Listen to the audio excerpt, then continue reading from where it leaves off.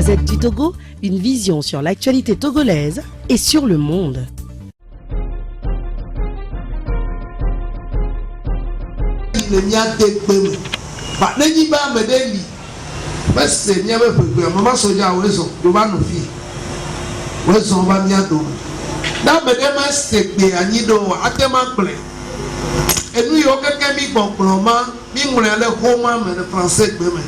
Journaliste on n'est pas on la comment les wabe womi ola okuya voir les filles ya mi ma parler comment va non les bébés dans discours mais lio et me quoi qu'à propos de cas on libre comme il y a au académie pas il a dit que si ben je me dis à me répéter ne cache ne pas nya we kabane mi a jo les filles et me quoi et non programme aller belé auto we so ya ne mi ko ye cha mo prélude ya ma wa ye wo mele ya le majiji me ya ni la yo nya be pajiji otode e la va aba de asi amli ma de ne no si amli ma ne mi ya ne ma sumi o wa nya ba bi o ba ogu ne mi ke ba ne mi bi mi be mi no we mi yo no bi aka sabado fa ne mi a de ti o mi be me no keke ni satana il y a le bébé de maïs. Ma détiens mi be, n'y a top yo be nous sewa et do ba patoli. Ye popotawa oni amanyanya amade jamaji kwa enande. O pleni le school bandi be et pe ou pe yo so donaso. Wa acheveni ama wama yele naso.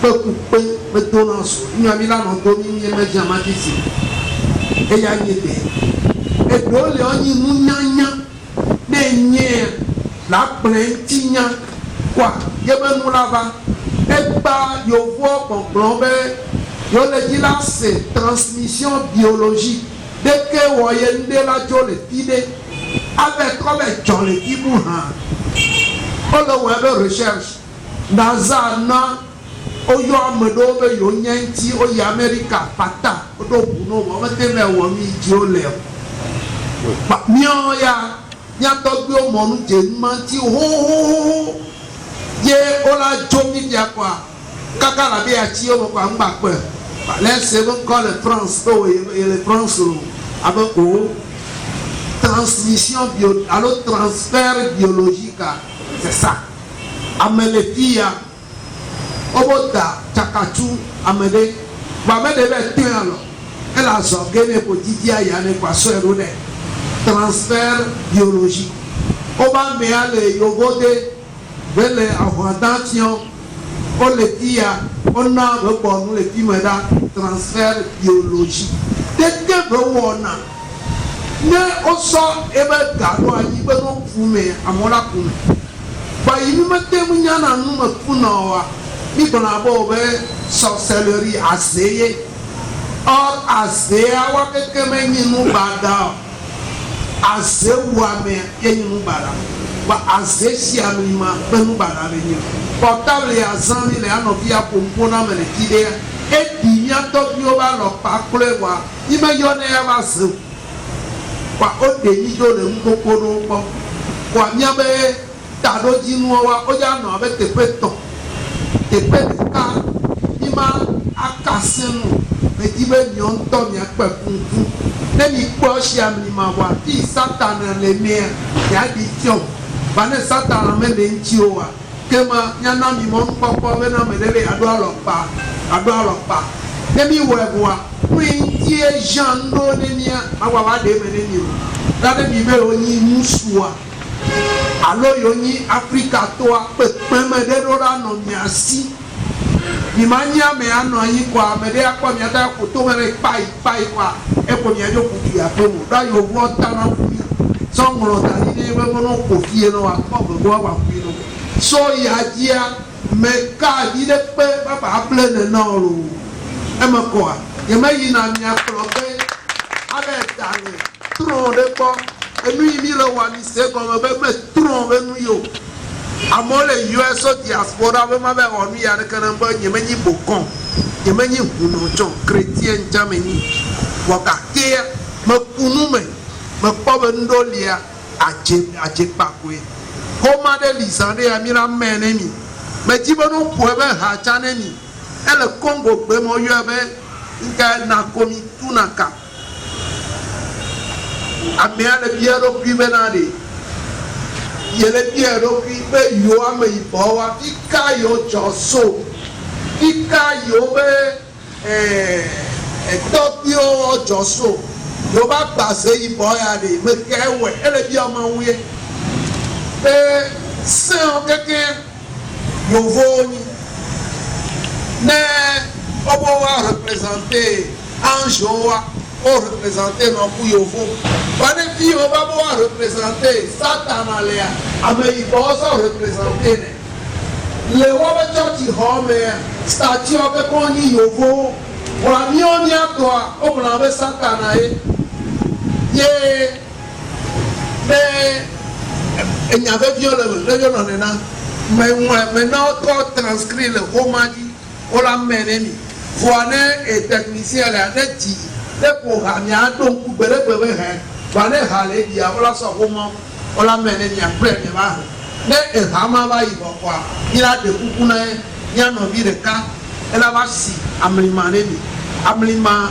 nye ma yɔ ŋkɔ ne mi wɔe ƒoa nye ŋutɔ miakpɔ ɖa ne megbe ne mi to ŋkua mi la nɔ averti mi ma va nɔ surprise ɖeke ma nɔ me ne mi donc ne nɔ nena ne wɔe ne mi ƒoa ma nya ma gblɔ enu yɛ alo akpe ne mi to ŋkɔ agent ne mi le me mi la nɔ aye dzi enyoa ne mi blea wola va nɔ vɔ mi be mi dza hu ku na mo eme kɔ nene enyo mia yi enyameɖeɖe ɖo dzi anatanda ne mia nɔviwo asɔgbe meka nka ŋuti mi le meka be gbɔgbɔa wɔ ɖo le français gbe mea me ŋlɔe be exposer des motifs mi la poste ɖo plateforme dzi amewo ke le plateforme dzi la se wola hlẽ ne nya be mia mɛ ne mi le fia wa journaliste ma sœur no meka de mi to dzesi be miaba gbea eti yovowo va lɔ ye le kpɔ ɖe nu mea yewo décidé be mi ne sɔ nu tsɔ mo yakeke mi le obligé de gbea sɔdza la lo me ka ɖe dzi be ne woba dzo va gblɔ ne mi fifia be corona ele à 2 mètres ye ŋutia na me ɖe la do ƒoa ne zɔn gozo mea yakeke mi la zɔe yakeke wo be mi ne zɔn gozo me ɖe.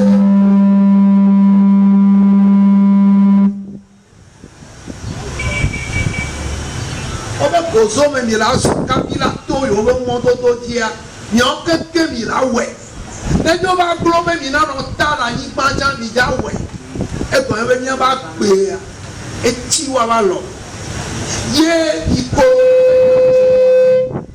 corona be nya dzoa le wo ble mi tantôt be ɖeke woatɔ be mɔ ŋu dze ma ye wo wɔe kaka mi dui dzesi ba me yɔ ne mi kplɔ wa ɖoa ŋbe mi la wɔ mi.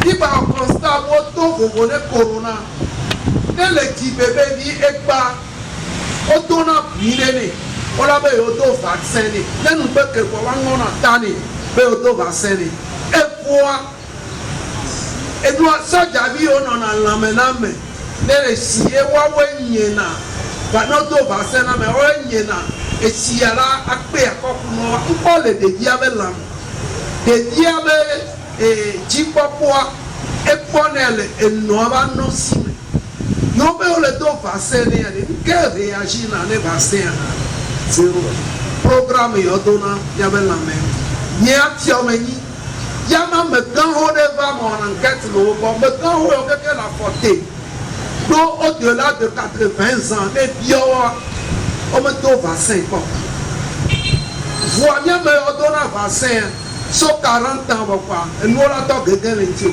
ne ŋkuvi ma ɖiɖi ne woa tension la yi dzi no ne tension ma yi dzi oa diabète ku nɔviawo meŋlɔ ɖewo le nua dzi le fi ya wole hame ye dɔkita la ŋlɔ atike no a utiliser avi ne hypertension le ŋuti wa wonana me hypotension la anɔ nu tous les jours keke ɖeke ma nɔ anyi yi ma nui o.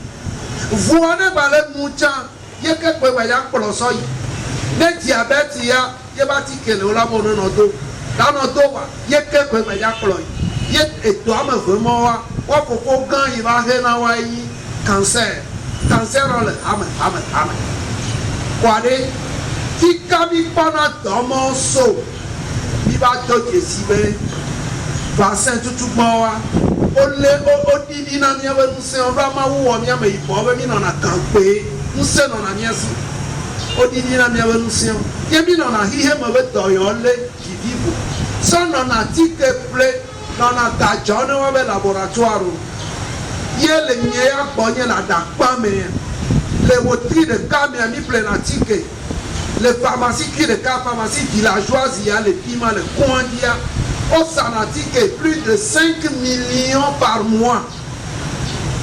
Bien imaginez il y a ça les pharmacies quoi tu as que le laboratoire il y a la tique à dans l'année nous vraiment on peut devenir dans la médecine mais il y a d'autres pour gagner journée pas et lui constat il me va voir il me dit que si veut mais on les mia va l'oblaye il on est mis venir wa tique on l'avait produit prélaté no boa on est on l'avait que mais toi tique à do pas autant on y en a produit prohibé mais dit ça le conduit vailli ne rome ne nyame le sang de quoi mais là va tout bawa kaka pasti valda pasti yinga jik e mulu wasi hame zéro lo me kona wati binyani me sawa da lo me comics o c'est 100 francs ameton ye ko me plus 300 francs Ghana wati ke me ti won do wa do do ye do ma do ne pour un poste pour lo me tinara tuna me boga ke o me do totete ate ma gro wati ke anyo ame onyi wa peton wa ma de mono ne etala me de ye be so rapinol ne rapinol de ka amereja ne tale ma ne e feranga la skiri alo no dio na kore me kera toi de ma ave tavone même le ba yoni pali to ya elle a soulagé plutôt quoi constamment ou e haya mi se bikia benya me yibowa oyona mi sabe sarazin satanavio et quand même ye pape Nicolas en son temps papa et il décrété ben on va exterminer ni non Wumi et c'est ça qui a donné le temps à l'esclavage qui a duré près de 500 ans 5 siècles et esclavage a me commis quand on est sous d'autres formes et nous le commené moi me pauvre yo ne me mami a kutonyo ye be penya me tu a do bi de nia do pioa era no grave ba corona ya be suite yi be pede ya me o kono corona ba bota si beneni forcé mi lo mi ko yo pe si ni adi akọ ya be mi ton maska mi choe quoi no ba ba mi le si mi la si forcé et tu do to di bon ye mi le sebe vaccin ma me o ja to ma me so de nos programmes n'y avait pour en masse pour mourir il y a le plus haut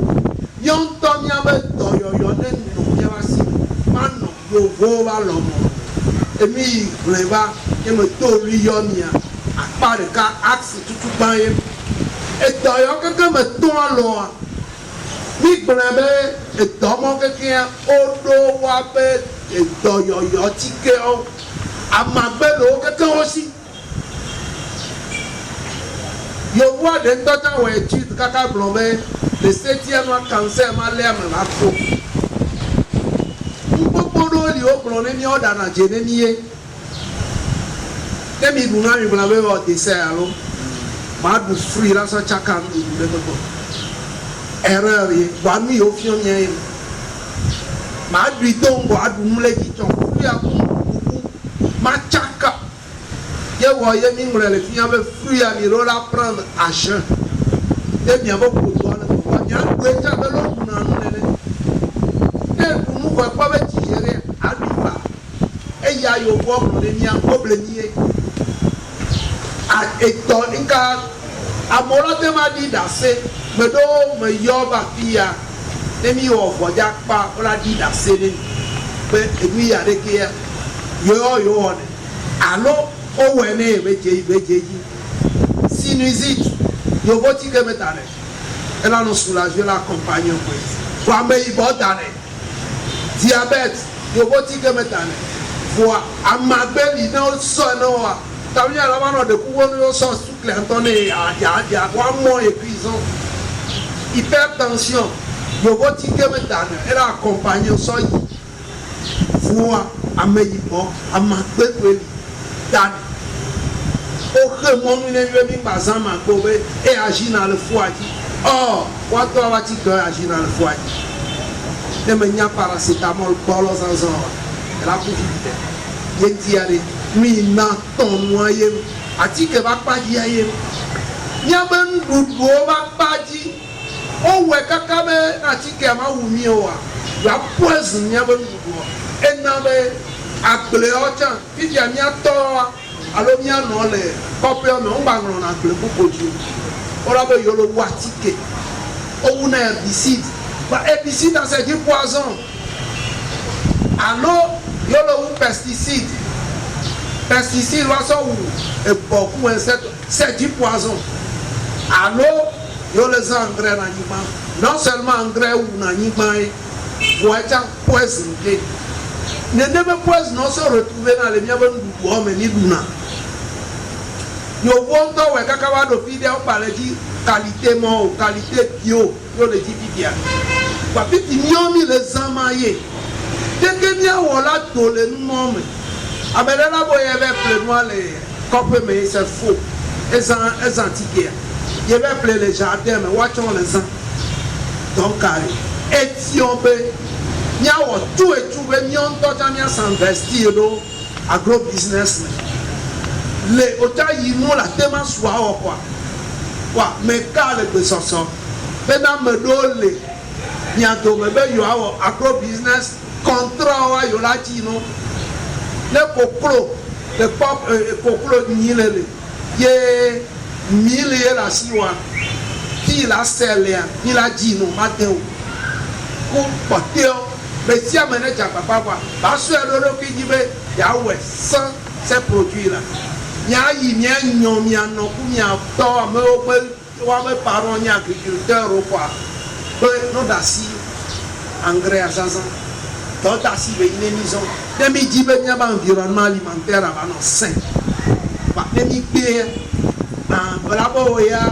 tamanyo a do pere le yibo a je le ya wa to ba de fu am voze de jo fona na yi na yi ma plo yi yo to bi para ma to nya yi kwa la ba ko to no ki ye me yentia e ya de jira do ye ko la wa pa me sia me ni to da si ne e do la we donc axe e ko bon e ma axe ton bon ye jimi ya to ni mi le dia be no jimi simplement amadoa ama otona de dio ama bebo onyono la ma bebo ole na ma ama no benyina akpo honu no khena dodo wamon khena fu amado wamon egba ni be satana e amai ma wan to do esu satana na ni bida siri tron no hoy yene ne be nu ba ha wa ola be ba du tron ne awe no na gbe la fu wa enhia benari mais yo tombe oni chrétien oni musulman wa elle nya bo ho bi essence ni jenu nya pen fo be ni be nya mon je amon wa mo be zanzanti wa mena be amadolia musulman be bi de Hausa be musulman forcément ni pa be wa o manie na lan se prefere e de ba na ko le fia esana ewi ni yone yibe bi la ku me ma chivo ba ko ngaka me me le fon alo o mo asa ne me fera rien me so teiti alors que nous dans le soir le do no le mana ba me ten sie yo ko me sie yo me ba fotu be ni ba para pro ba le yore o le ba mane marchi ne bia jami nya mama e mi fio mi belle ye ma sinyo wa de benyo Puis que bien se dadi be yo voix yo le mia voma autori be mia be numo wa satan e mi ne se poupe wa ndolia bidola ba ple bidola nye mi nya ba takwa antibiotique be nya très fort wa no wa kan tapu de canon e adawo be boe wa e ma we e comme yi be bidola japa ba e o meka mi ngro le convener be pour combattre les faussetés et renouer avec nos valeurs identitaires. Fausseté, et nous, on m'a blémilé. On moulé mille, mais on vient combattre, on vient peindre le wabo. Les miens pourquoi, tchakou, n'y a pas si homo. N'y a pas de tronc de bouvet, n'y a pas de mieux. Nous n'y a connaissance. La maîtrise de la terre, ni pas intimidé, ni à maîtriser. Ni à voyer, mais d'abord il y a un ticket de capouf. Tapi adna ekbeamo, et ni be abadon lia, on met en relation quoi ni ban, ba ni ban hi amele. Et nous la maîtriser aya. Ne maîtriser aya de, et nous la don la doit la pom, apodena ya kakala konwa la yama. Mi sebe ashanti obe 8 ans yo dia ashipi antoja mi seba ya ayamo hoele e wi acha yamo hoele so di do to ebe legbe beni amlimanu mo ba kona de le maîtriser o jala te ma we nkata eblement to nyewo e bi bia mi yo bi komo ba mi me nye mi o mi me nye yi bo to ni be mo keke anu vlio we o sobi sodo da school de bo school a dépouillé na mine nya be valeur o keke e wa plete la be bi la maîtrise a licence a agrégation voir no bonnet d'ami chen palo la benye me le bode ke nous parce que to no be nya be mo wa o ye school a plomé on est là non bureau tu es productif nous pouvons nous dire nya plowa il a déjà no biti wa ti bibi mambe ma parler nyam le nya trop pour va le nya son nous so mion to nya be kesi no monti e me connais bien obe aja hosu be yona he be no le trop goto wa e do la va je il se le wa comme quoi denyi musu le musu menyawa ne rebi va le yia la tema de pe ne veneva ke dia la zo atro kaka we do la va je la comme nous me foju be nya yo il faut maîtriser la parole o plan na mi le e bible be des paroles à doko a do la we be do e ka mi nya le nti ne nya be pastor be la pagidi do ba lo one mi be si atro yesu be hu e ore e si la tro hu anya ko plan na le die ala ma ko so de na me ala lo bi ko to ne me be tro ne yo la san mane mi 100,000 200,000 ya buju pledo zero pastor o ba le ama pe pion mi bitia enu yo pe san me mi gba o ajo ba le wo bitie ke nya to nya o ne nya no ne ni se yo ko me o be pe anse yo le so me taro blida be du yo bo be nu o de pe ko ne ka me asua ndu bara ni e ko me ibe e wo ame yi bo ne do bloto ke dia e pe e la to ya so ndu wa e pe le tie e la to ya so ndu wa me satana de pe ye se va na me un to ne nye la wo ye ben obe musu sese me no na kamu ame ona blo ya ba no jo akara tu le do kisi a chema le miasia aw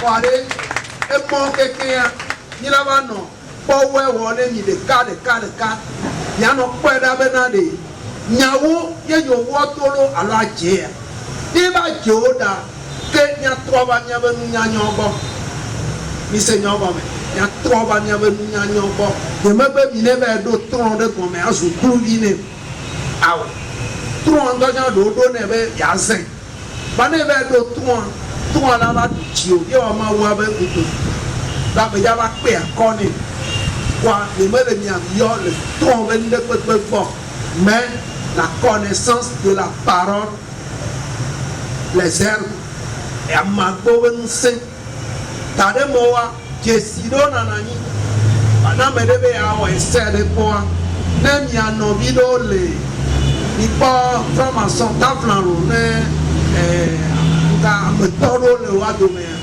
no me do ta plache ne mi po be signe souhait alors que ne pas yo point tonto ya des photos à ça dari pas nous concentrer les dit alors concentrer mon corps et nous mais ne me nuit pas le l'air abattre nous et si tu sais lire tu vas lire beaucoup de choses au travers de ça mais bon là yo tano avec signal il seigneur comme de onya de comme c'est et non voilà de ma y mener ni souvent wa avec CP1 yemi léa il a placé CP1 après bien CP2 mais secte 1000 d'eau c'est ouvert à tout le monde secte a yo grand lui a secret le nyine yo ni seigneur comme aider puis il y a les médias fonctionner d'eau si tu as mis d'eau le WhatsApp tu as le restreint WhatsApp on a me souvent il a mis trois créer site pour les télégrammes pour se soumettre mion quelqu'un il a s'inscrit et quand il a wakapi il a déjà mis la connerie lien il a publié lien les groupes de tomes il y a quelqu'un qui a s'inscrit il dit quand même ne peut pas y prendre l'air elle a n'envoie monsieur Masereka échange ma non dit avec les groupes de tomes je n'ai sonya de dadia et nyama comme il a discuté kaka la porte année vite bronchite il y avait traitement de palu pas mais le méca mais on m'a pas condio dès que bien wo amagbe on est les mila bronchi nyaneni abe yo nyentia watema de odo pidoko wa nemi me pas me le groupe amoa amoli dans me do groupe bu mi yo avec sapat amagbe alors les me et à un salon de la pharmacopée africaine et de la tradithérapie. Il doit y avoir un mot le mais. Il y a des piochés à me les piments. Il y a mis la dos gamme. À moins que quelqu'un parle de l'enfant qui vit voir. Il va suivre le traitement. Quand il va, on l'a fait voir, là on analyse. On l'a pour un poteau de la charge virale que les dit. Il va suivre le traitement voir. Là on va trouver une analyse contradictoire. On l'a va quoi? Yena di da seni di na mebe enyanwanti na mea mi pobe wo ebe preuve ne neva me mi la bio so bon be do la ti o mi on to me be de ko mi ba no e agbo ba mo mi on to no ti o mi ye amagbe avec ça le doma era no disposer de bien pour le dia be na joja so ameria te ma va priva de na kene tension diabète et to yo be le fréquent quoi que le nous soumet masse le nyon nouvelle lame pour tomber dans les 40 ans comme cancer me do d'assez ni la me tombe on la tépo quand il va diable donc il a nos sort semaine par semaine et donné pour que les niabe niveau tomoa non ni souvenir même il m'a pas eu au fond continue il seigneur comme non, mais quand on met les miens, on y a d'eau, mais nous posons un bouffée de chaleur pour nous. 3 jours, on va se bouffer de chaleur encore. Il y a un lit, il a un tome, il y a un qui a beaucoup d'autres qui ont leur thérapie. Donc, les médias sont il a un des ordres de cas. Non, mais les va s'inscrire, il y a un gros business, il y a des sous-nés, à me donner les mêmes. Il y a plein de gens qui tiennent l'élevage, l'agriculture, c'est une culture, il y a les poissons, ainsi de suite. Il y a un business moment. Il y a un mécame. Il y a un kodo vie en mignon. kapla ne gba me kpɔnɛ dunɔwa ne zɔzɔli kumi zevezetɔn kaka wa be 3 mois me kan le yi bɛ la kan le me nɔvi ɖe mi me le wɔ be mianyi wɔame nɔvi yɔ mi kpɔtɔ nyia miaso ba lãmesẽ me mi la nɔ adzɔmɔnua ɖewo mi la nye ɖewo la tiɔ mi kafi me ɖewo le diaspora wobe yewo le dispose ne me to ne ba me gbogbo ɖewo le Amerika Australie kutɔ o s'inscrit mi na kpɔ numéro o s'inscrit le mi gbogbo ɖe yewo le gbesɔsɔ be to meka dzia doit investir pourvu be ankua ɖe ba gbe nɔ groupe me ne nu yiwo be awɔa amea dza ne kpɔ du yewo tɔ aŋgba bu o ma se ɖe dzi ne mi le fi ma ke ŋgɔ akpe ɖe mi.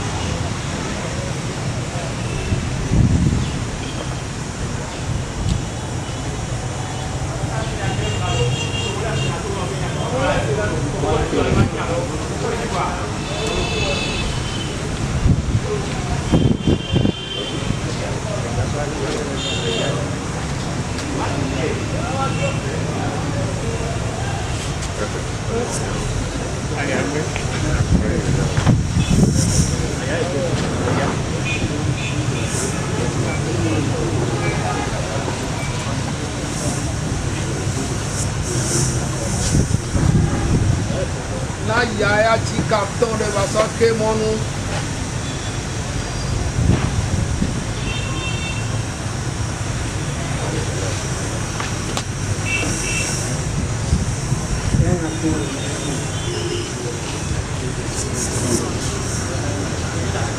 Minha coisa cá.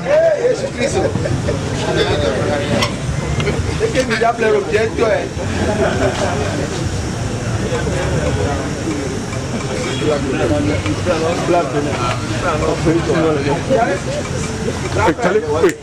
Rappelez, alors nous avons dominé le Kela. On peut comprendre ce qu'il y a. Ahora, de que entonces bueno, para Hola, Papa, yo todo. Un bayo está teniendo.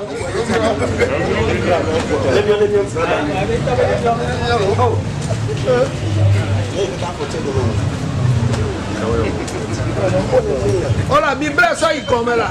Vete, pereca.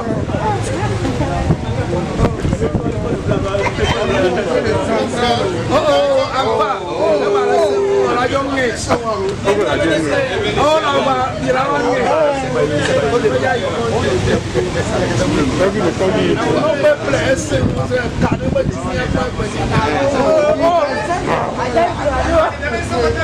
Nous sommes combien de jours là?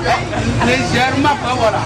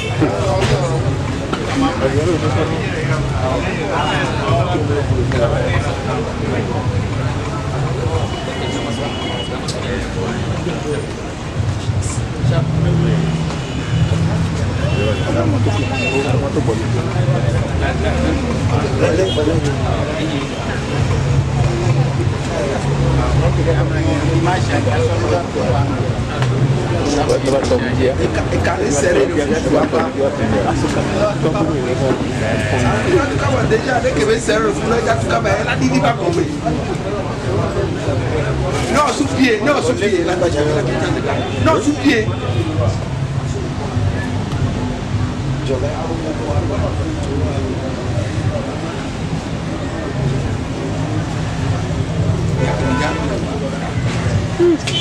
Sorry.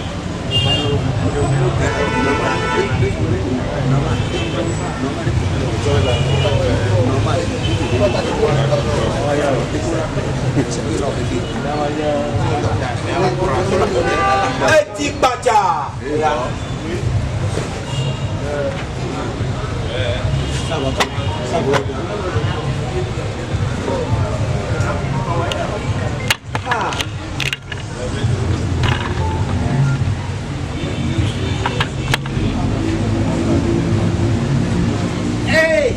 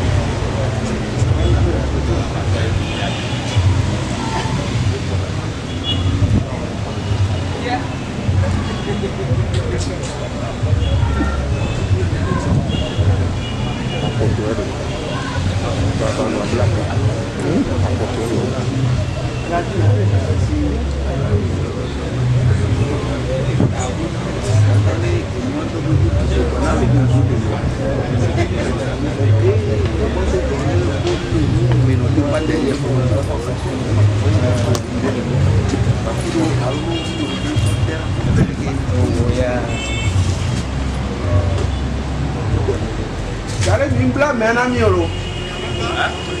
Oh,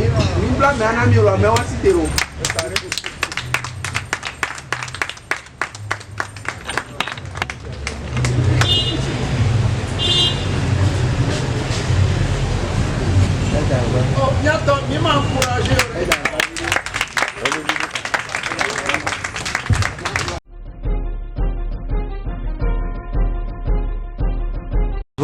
Vous diagnostiquez un certain nombre de problèmes dont l'Afrique souffre aujourd'hui. Vous appelez à un retour aux sources.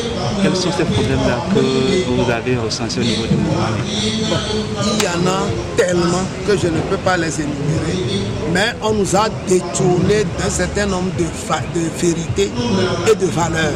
On nous a fait croire à beaucoup d'autres choses qui sont de la négation. Mais aujourd'hui, nous sommes rendus compte que nous devons nous émanciper de la médecine traditionnelle, conventionnelle. Nous avons des valeurs en termes de traitement médicinal et la pharmacopée est riche. Il y a beaucoup de maladies que la médecine conventionnelle n'arrive pas à traiter. Mais dans nos milieux, nous arrivons à venir à bout. Lorsque vous prenez la sinusite, lorsque vous prenez les tensions artérielles, lorsque vous prenez le diabète, lorsque vous prenez un certain nombre de cancers et d'autres affections, la pharmacopée africaine arrive quand même à atténuer ces maladies, alors que la médecine conventionnelle vous accompagne.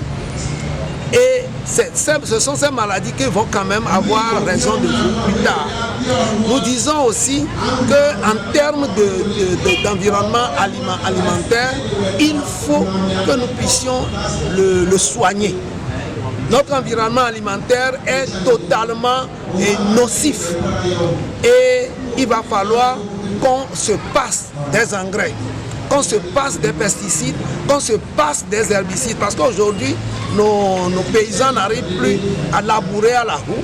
Ils préfèrent aller aux herbicides et ensuite planter. Et les substances nocives là se retrouvent dans nos aliments et nous maintiennent dans une légèreté donnée. Nous disons aussi qu'il y a un certain nombre de vaccins dont nous pourrons nous passer. Parce qu'au premier jour de naissance, lorsqu'on fait un vaccin à un bébé, nous ne savons pas quel système immunitaire dispose ce bébé-là pour réagir face à ce vaccin. Et pour nous, ce n'est qu'un programme pour nous soumettre aux maladies qui vont venir courant la vie de ce bébé. Et jusqu'à 40 ans, vous verrez que nos vies fléchissent, nos vies s'altèrent, la vue baisse, l'hypertension est au rendez-vous, le cancer, le diabète, les arthrites et beaucoup d'autres choses sont au rendez-vous et vous amènent. Alors, après des enquêtes, j'ai constaté que ceux qui n'avaient pas eu de vaccin dans leur enfance se maintiennent, sont plus robustes, sont plus résistants et vivent plus longtemps. Je peux citer des exemples à profusion et je crois que maintenant, il va falloir qu'on se ressaisisse, qu'on revienne à nos valeurs, qu'on combatte ces faussetés-là et qu'on renoue avec nos valeurs, surtout identitaires.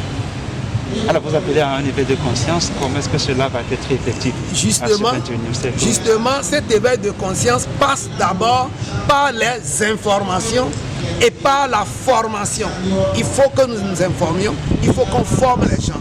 Et cela passe également par l'effet de l'observation. Pour que quelqu'un change, il faut lui faire du concret. C'est ce qui nous a amené tout à l'heure à faire quelques démonstrations mystiques. Nous l'appelons mystique parce que nous ne sommes pas allés à la recherche pour comprendre les mécanismes de fonctionnement et nous l'appelons mystique. Or, tout fait partie de la connaissance, tout fait partie du charisme dont chacun de nous dispose. Donc à partir de ces exemples-là, nous pourrons quand même éveiller la conscience des uns et des autres pour qu'on se dise l'Africain doit demeurer africain.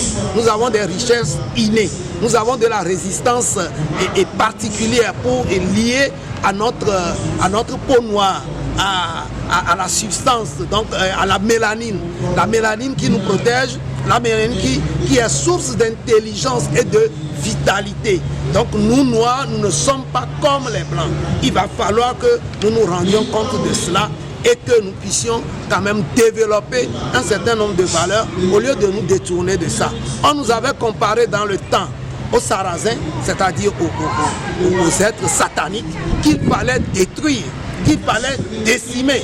c'était il y a 5 siècles auparavant, ben, c'est toujours dans cette logique que les Blancs nous entretiennent avec la colonisation par après l'esclavage, ensuite par le néocolonialisme que nous vivons encore. Et c'est dire que, quoi que nous disions, ils vont nous maintenir dans cet étau. Et aujourd'hui, nous nous rendons compte qu'ils veulent l'Afrique sans nous. Il faut que nous préparions. C'est une guerre qu'on nous a déclarée. Si nous ne nous préparons pas, nous allons succomber. Lorsque Corona est arrivé, ce n'est pas venu, ce n'est pas né en Afrique, c'est né ailleurs. Et aujourd'hui, on nous soumet à toutes sortes de restrictions. Il reste qu'on nous dise marcher accroupi parce que Corona est à 2 mètres et nous allons le faire. Parce que nous n'avons pas nous-mêmes, nous ne nous portons pas nous-mêmes, nous sommes soumis aux directives venant de l'extérieur. Alors nous devons nous réveiller pour pouvoir combattre ces agressions-là et pour nous prémunir de ces velléités. Apparemment, vous défendez une cause qui est noble. Pensez-vous qu'il y a des gens aussi qui rejoignent un peu votre mouvement? Oui, mais bien sûr, parce que j'ai beaucoup de répondants. Dès que je l'ai lancé, en moins d'une semaine, il y a eu 300 inscrits. C'est un mouvement beaucoup plus sur les réseaux sociaux où nous allons nous former, nous informer. Ce n'est pas un mouvement qui va nous regrouper tout le temps. C'est beaucoup plus sur les réseaux sociaux et ça croise également les besoins d'un certain nombre de personnes. L'Africain doit être digne. Un Africain ne doit pas être un poltron. Nous ne devons pas être n'importe qui dans la rue. Et dès qu'il fait un peu sombre, on commence par s'agiter parce qu'on a peur. Nous devons avoir la force nécessaire, le courage nécessaire. L'Africain est courageux. Mais les médicaments que nous ingurgitons tous les jours font que nous sommes réduits à une certaine faiblesse, à une certaine légèreté. Et nous ne nous supportons pas là.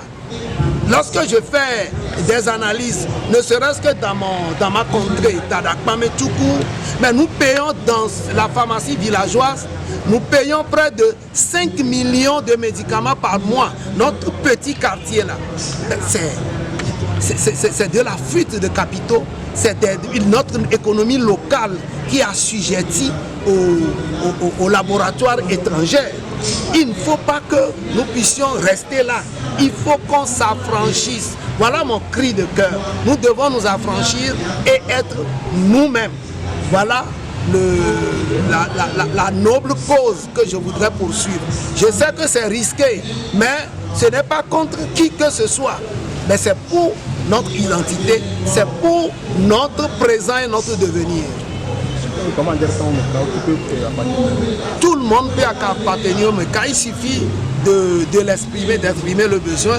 On vous envoie le lien et vous vous inscrivez librement. Donc vous inscrivez sur la plateforme. Entre-temps, on avait créé des groupes et on a dit MECA Admin, c'est 2 groupes.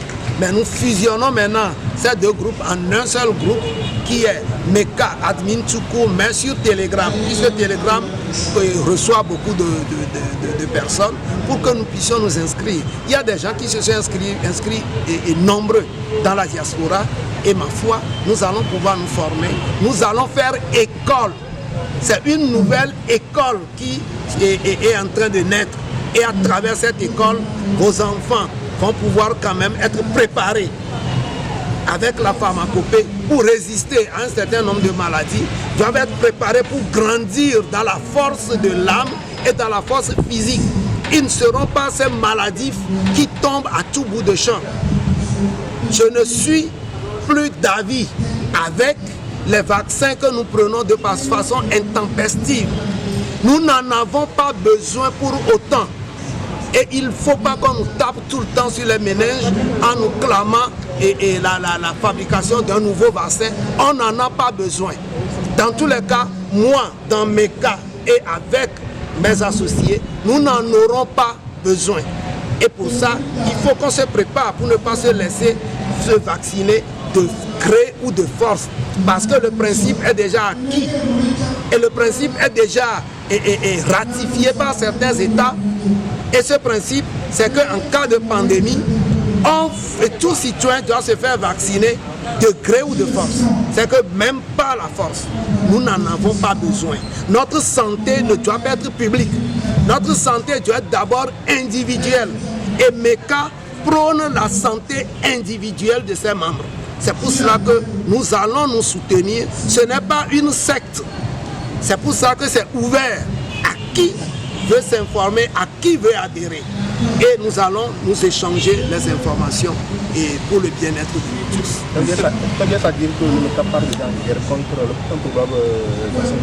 Dans tous les cas, ce n'est pas une guerre parce que nous ne serons pas offensifs, mais nous serons sur notre défensive.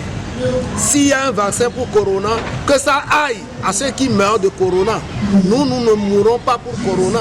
Si on force les chiffres, si on force, parce qu'aujourd'hui nous constatons que tous nos parents qui dépassent les 70 ans, dès qu'ils vont, ils meurent, on dit c'est de Corona. Moi, je compte déjà 3 à 4 parents au-delà de 70 ans qui étaient déjà frileux. Il y a même un dernièrement, et M. Cedro Kossivi, un de nos plus âgés, qui est au-delà de 80 ans, qui était alité depuis. Il avait des problèmes de cœur et de la clinique. Et le cœur, on le transfère au CHU. Et d'Autocoin, il trépasse le lendemain et on taxe sa maladie de Corona. Mais c'est dommage. C'est dommage. Même si des gens meurent, avant qu'on les transfère à la mort, on dit que c'est Corona. J'ai une grande soeur, une grande cousine qui est rentrée avec une hypertension et un diabète finissant. On lui a même déjà prédit que ses jours sont comptés. Elle a préféré rentrer pour mourir. Elle était aux États-Unis. Elle est rentrée en janvier. Mais elle trépasse plusieurs mois après. En cours, on allait la transférer. Lorsqu'elle trépasse, on l'amène à la morgue. On saisit le corps que c'est Corona. Donc, nous ne voulons pas être emballés. C'est pour cela que nous nous préparons. Il faut que nous soyons sur notre défensive. Il faut qu'on s'informe. Des voix se lèvent en Europe et partout ailleurs contre ce mal du siècle qu'on qualifie de supercherie internationale. C'est pour cela que moi, je me tiens ferme en disant ces gens-là, ils nous trompent. Et c'est vrai, parce que vos bavettes que vous avez portées ne sont pas étanches. Suffisamment étanches pour filtrer de l'air. Vous recevez les trucs un peu partout. Les portes sont béantes pour les virus, mais on vous les impose et vous les acceptez parce que vous n'avez aucune force. Nous sommes sous la domination blanche et nous ployons. Tous les grands médecins que j'ai consultés, ils disent « Ah, c'est des directives de l'OMS, on n'y peut rien ». Quelqu'un m'a dit, lui, il a aussi constaté, mais il y a 5 niveaux de décision dans notre pays. Et dès que vous vous dites quelque chose, si ça quitte au 3e niveau, c'est déjà et plus être assujetti. Hier, nous étions des esclaves. Ensuite, nous étions des colonisés. Aujourd'hui, nous sommes des asservis. Il faut qu'on fasse en sorte à s'émanciper. Et l'éveil de conscience que je prône, c'est l'émancipation de notre personne. La Gazette du Togo, une vision sur l'actualité togolaise et sur le monde. Rejoignez-nous sur le www.lagazettedutogo.com ou sur nos comptes Facebook, Twitter et YouTube. Pour tout contact, écrivez à contact@lagazettedutogo.com ou appelez le 92 80 88 53. La Gazette du Togo, c'est l'information en continu.